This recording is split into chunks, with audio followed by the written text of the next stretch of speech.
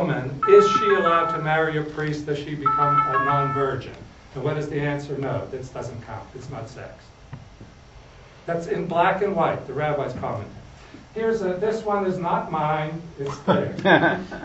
The mother and son and children are all sleeping in the same bed, and the argument was, what happens if the mother and the son happen to rub?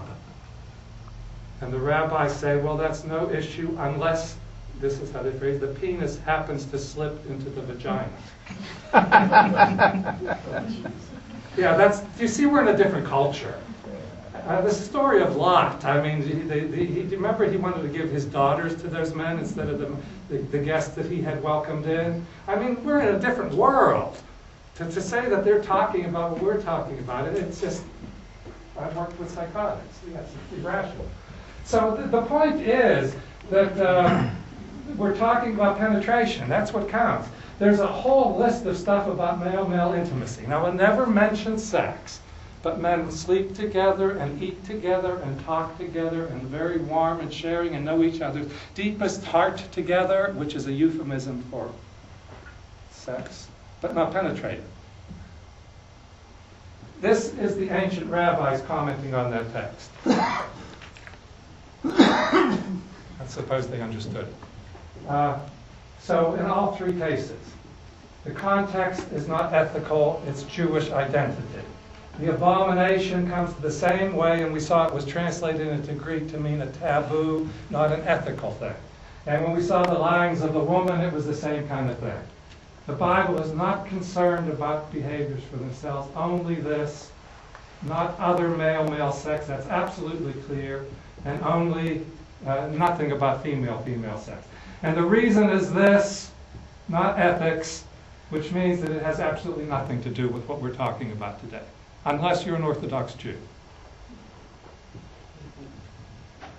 This is Romans. Come on. Let me just quickly, I put the whole passage, because this is why this is an important passage, because it's long. The other place is just one word, remember, and it's hard to do. Here you got an argument. But notice we can stay there, for God gave them the lust of their hearts to impurity. That's the akatharsia we saw. Paul's, what is my topic? It's impurity. He goes on, gets off track, and comes back again. God gave him up to degrading passions. Is degrading an ethical word? Or is it a word of social repute? How degrading. You shameless hussy. I remember that word growing up. Is that an ethical word? I don't think so. Or maybe you could hear it that way. Women change their natural intercourse for unnatural. I'm going to say this for a moment, and I'll show you why that should be translated for atypical sex. Not the standard, ordinary, natural white kind, but the kind that's unnatural. And it goes on, and the men also doing shameless acts. Is shameless an ethical word, or is that a word of social repute? I will argue whether you can think in English what it means. I can show you every place in the scriptures where Paul uses the word shameless. He even talks about himself as being shamed. Is that this one, or is that... yeah, he is held in disrepute because he preaches Christ. He uses the same word. Is that an ethical word? His usage is consistent. I talked to a fundamentalist minister about this. Well, what do you make of that? Everywhere Paul uses these words. You can look up that word, you can look up that word, and you can also, I'll show you, look up this word. None of them have an ethical meaning in Paul's usage. And the minister said to me, yeah, but that was a different context. When it's talking about homosexuality, those things mean that it's wrong. I mean, yeah. The point I'm making, if you look up here talking about other things, ungodliness, wickedness, we saw these words in Greek earlier. And then this sex stuff, and then down here, and since they do not, so God gave them up to debased minds. Dikia, we saw that. Poneria, we saw that.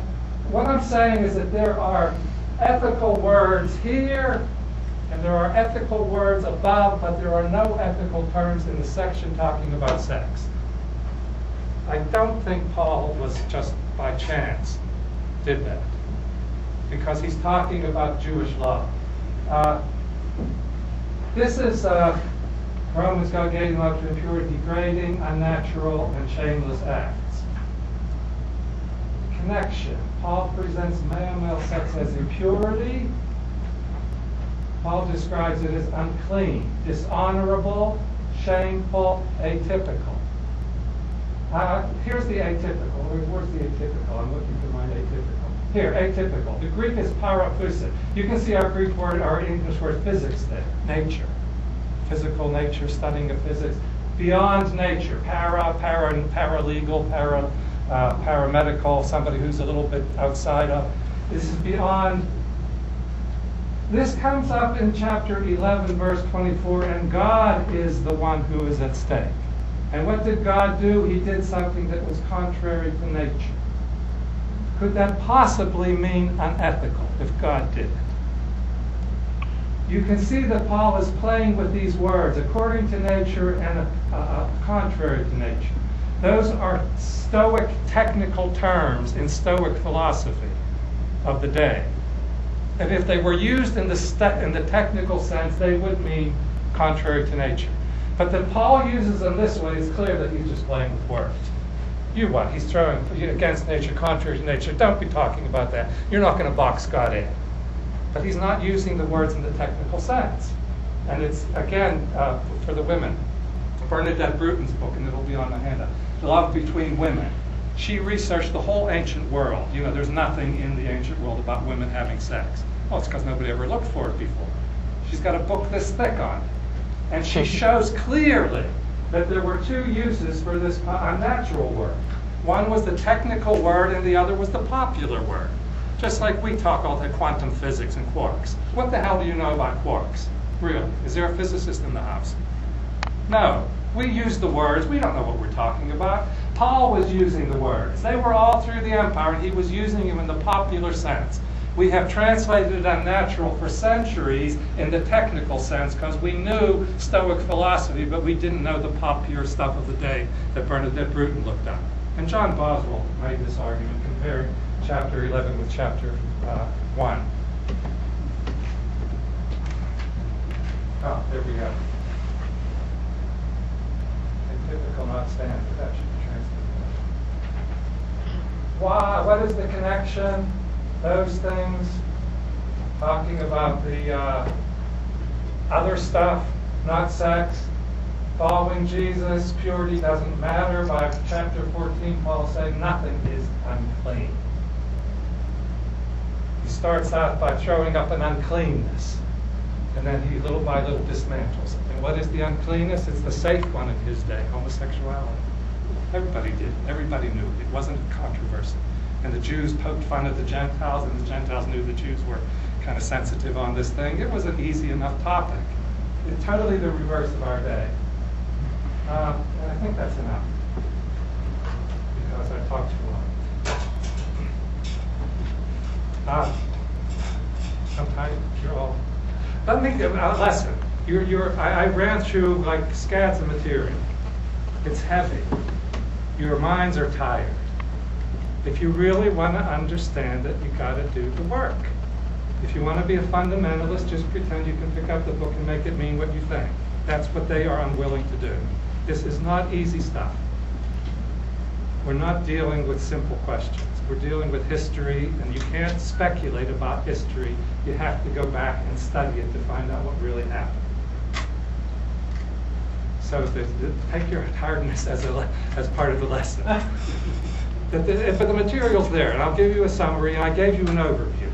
Hopefully you got the point. Leviticus is clearly talking about impurities in the Jewish sense. Having a 13th floor in your building. That's what they're talking about. And Paul picks up on that and says this stuff does not matter. That's not what Jesus is about. That's the basic argument. And you can go historically, point after point. I hope I show there's solid historical evidence that it means what I'm presenting to you in its original intent. Now, if the fundamentalists want to make something else of it and live by a book abstracted from history, well, they can do that. People can believe whatever they want as long as they're not hurting other people. Some of what they're doing is hurting. I saw, yes. I follow where you're saying Paul is using Romans to refer back to the Leviticus. I didn't quite follow you